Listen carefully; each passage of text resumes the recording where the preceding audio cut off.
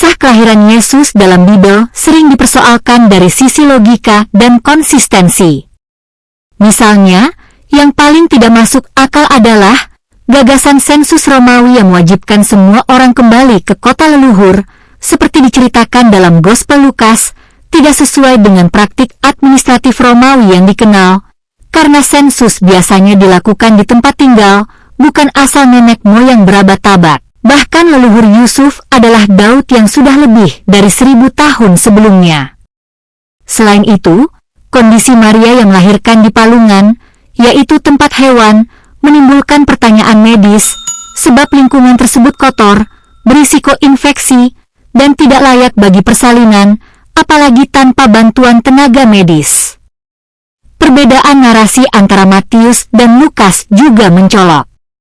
Matius menggambarkan keluarga sudah berada di Bethlehem, lalu melarikan diri ke Mesir karena ancaman Raja Herodes, sementara Lukas menyebut mereka berasal dari Nazaret, datang ke Bethlehem karena sensus, lalu kembali dengan damai tanpa kisah pembantaian bayi. Tidak ada catatan sejarah independen tentang pembunuhan massal bayi oleh Herodes, padahal peristiwa sebesar itu seharusnya terdokumentasi. Inkonsistensi ini membuat kisah kelahiran Yesus versi Bible tidak logis dan dipahami sebagai laporan sejarah yang seragam dan lebih tampak sebagai narasi teologis dengan tujuan tertentu. Agar Anda dapat memahaminya dengan baik, berikut ini pendapat Notebook LM. Oke, pernah nggak sih kepikiran gimana dua kitab suci yang berbeda bisa menceritakan kisah kelahiran Isa atau Yesus dengan cara yang sangat berbeda? Nah, kali ini kita akan bedah gimana satu sumber spesifik mencoba membandingkan keduanya dengan menggunakan apa yang mereka sebut logika akal sehat. Yuk kita lihat lebih dalam. Jadi, ini dia pertanyaan utamanya. Pohon kurma atau palungan?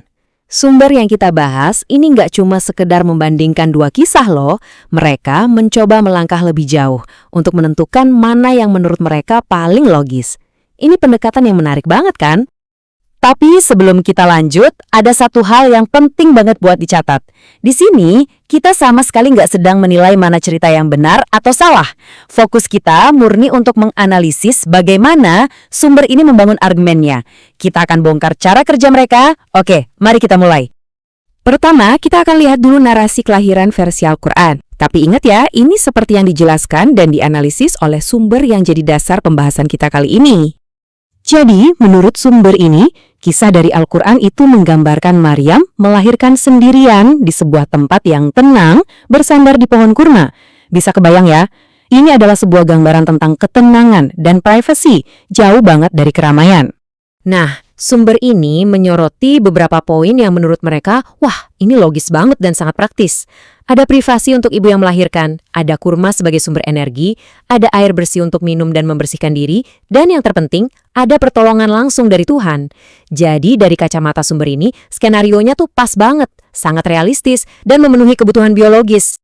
Oke, sekarang kita beralih ke narasi yang kedua. Dan sekali lagi, kita bakal fokus persis pada bagaimana sumber yang kita bahas ini menyajikan dan menganalisis cerita versi Injil. Nah, ini dia kutipan dari Injil Lukas yang jadi pusat perhatian dalam teks sumber kita. Dari satu kalimat inilah tradisi cerita kelahiran di kandang hewan yang kita semua kenal itu berkembang. Nah, dari setting palungan inilah si sumber mulai mengajukan beberapa keberatan berdasarkan apa yang mereka sebut akal sehat. Gimana soal kebersihannya? Namanya juga kandang hewan, privasinya di mana? Dan yang paling penting, bukankah ini sangat berisiko bagi bayi yang baru lahir? Sumber ini bahkan mempertanyakan peran Yusuf sebagai suami yang seharusnya melindungi dalam skenario ini. Oke, sekarang kita sampai ke bagian inti dari pembahasan ini. Disinilah sumber tersebut mulai membandingkan kedua narasi ini secara langsung, head to head. Jadi, gimana hasil perbandingannya? Menurut sumber ini, kalau kita pakai kacamata akal sehat, realisme, dan kelayakan sebagai tolak ukur, gimana jadinya kedua cerita ini kalau diadu? Di sini kelihatan jelas banget kan kontras yang coba dibangun oleh si sumber. Di satu sisi, ada latar pohon kurma yang digambarkan pribadi, tenang, bersih, dan diberkahi Tuhan. Di sisi lain, ada latar palungan atau kandang yang digambarkan sebagai tempat umum, nggak bersih, dan penuh resiko. Sumber ini bahkan sampai membuat semacam kartu skor untuk analisis mereka. Berdasarkan kriteria realisme, kebersihan, dan martabat, teks ini menyimpulkan bahwa narasi Al-Quran lebih unggul karena dianggap memenuhi semua kriteria. Sementara itu, narasi Injil dalam pandangan mereka justru dianggap bertentangan dengan semua itu. Argumennya nggak berhenti di situ.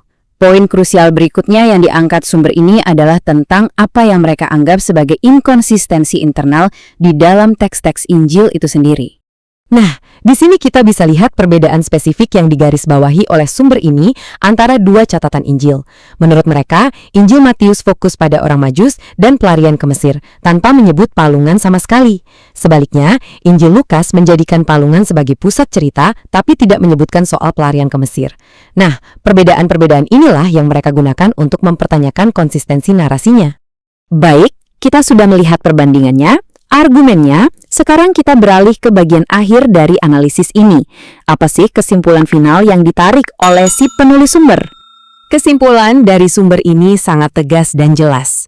Mereka menyebut narasi Al-Quran sebagai narasi yang lebih kuat. Alasannya? Karena menurut mereka, ceritanya lebih masuk akal, lebih bermartabat, dan lebih manusiawi. Dan inilah tujuan akhir dari semua argumen tadi. Analisis logis ini bukan cuma sekedar latihan intelektual, sumber ini menggunakannya untuk memperkuat kebenaran dari klaim keyakinan mereka sendiri. Ini membawa kita pada sebuah pertanyaan penutup yang lebih luas untuk kita renungkan. Terlepas dari argumen spesifik dari sumber ini, bagaimana sebenarnya peran logika dan akal sehat dalam cara kita mendekati, menafsirkan, dan bahkan memvalidasi narasi-narasi yang kita anggap suci? Sesuatu untuk kita pikirkan bersama ya. Terima kasih sudah menyimak.